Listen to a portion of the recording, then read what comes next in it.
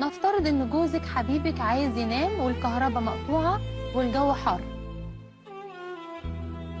هاتي مروحه يد وهوي عليه لحد ما يصحى، وبعدين نام انت. وبعدين نحتاج نور ليه وجوزك الفرعون موجود؟ محتاجه ليه نور وعايزه نور ليه ونورك قاعد جنبك منور حياتك في الدنيا كلها.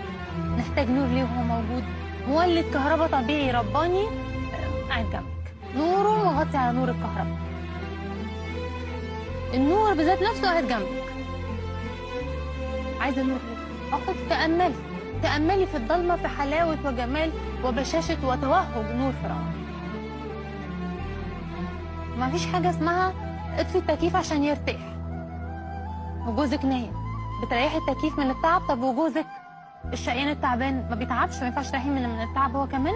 التعبان ده ما تريحيه شويه، ريحيه شويه. زي ما بتخافي على التكييف وتقولي لهم طفوا التكييف عشان يرتاح، كمان جوزك قول لهم طفوا الازعاج عشان يرتاح. نقفل بقى الازعاج.